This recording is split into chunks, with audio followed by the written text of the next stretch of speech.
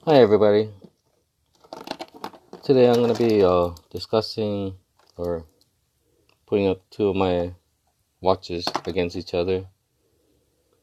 The Breitling Superocean Steelfish versus the Oris Aquis. This is what I use for work every maybe once or twice a week. This is only I use to go out just because of the price point I got this for compared to this. Let's go along with the Breitling. As I said before, this is the reason why I love Breitling so much, because of their band, basically, or their bracelet. It's just, yeah, whenever I go out, I always tend to go for this. There's a good heft to it, but I still like how the bracelet is. I'm just a sucker for that one. So, the reason why I put these two together is, as much as I love this Breitling, this Oris, darn, it's built so well. This one the Breitling has a ETA movement, the ETA 2824. Everything is built solid. As you can see, has solid, doesn't really jingle jangle, so sounds solid. Has a screwed on crown. This is supposed to be water resistant to 2,000 meters. Let's try to get this to focus in. But I'll be honest right now, it ain't waterproof for 2,000 meters, because I got it water tested and it has to be put in for service.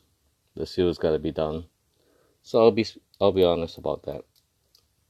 About basically everything, really. Except for a lot of times I kind of do these videos and just kind of put it on back stock and just release it whenever I feel like releasing it. That's being honest also. But anyway,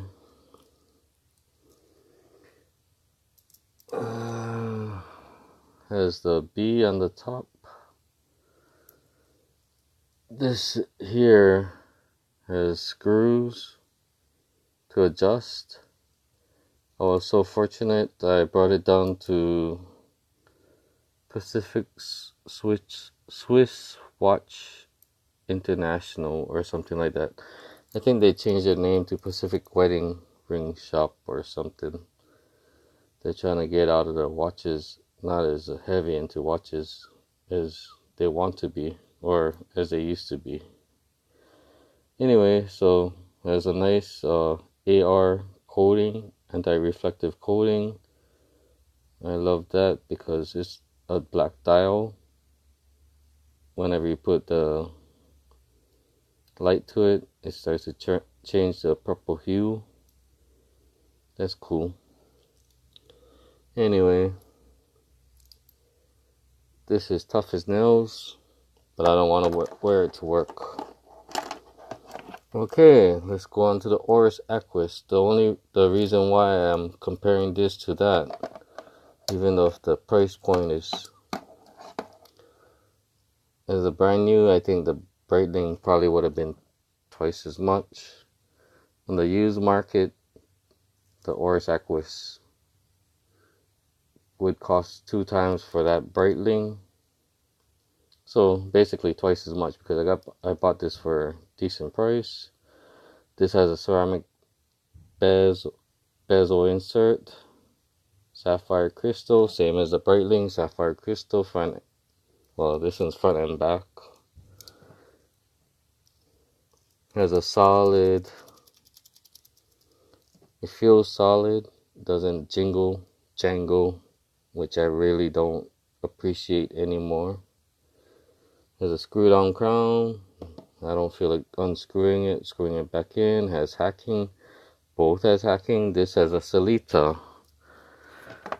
Let me try to remember what it is.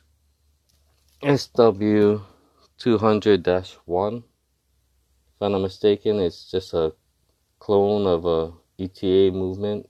Basically the same one because they both have only date, not the day and date. So as you can tell, I like basic watches that only has 3 hands, maybe a date. I think all of them has dates that I have. I wouldn't mind one without a date, really. Anyway, so here comes the reason why this here is held together. I'm just trying to find the screws. My eyes is not as good as they used to be. So, has screws holding all the links down. Has screws over here holding it to the lugs.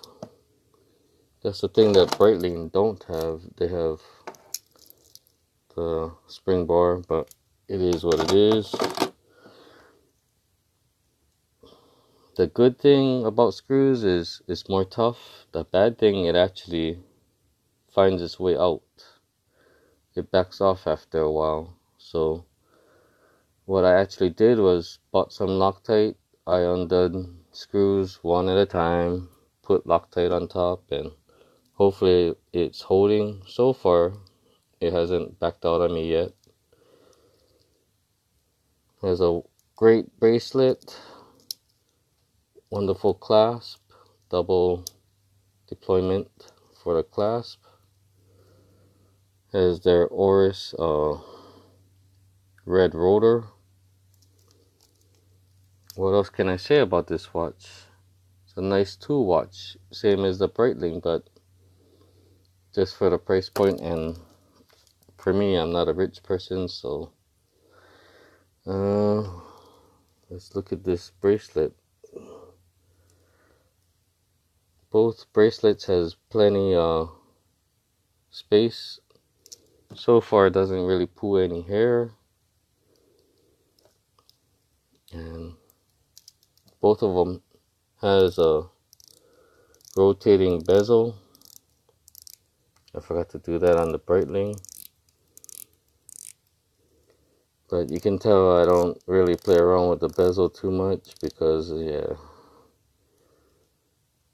What am I?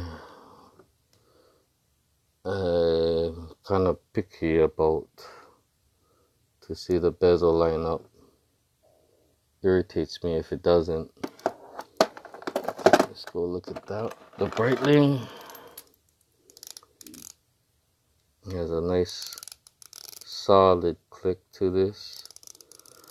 I found it easier just to hold it by the parts that's raised off the bezel. I'm pretty sure that's what it's meant for.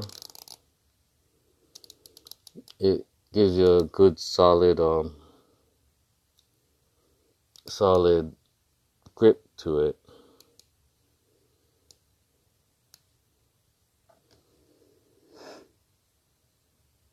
Yeah, I always go back to this one anyway. So, what do you guys think? I just enjoy both of them. They both are two watches.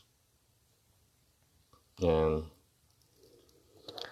please subscribe for it. I really need some subscribers. I just want this to hobby to actually pay for some of the upcoming expenses, if anything. So, okay, well, have yourself a good day. Thank you. Yeah, bye-bye.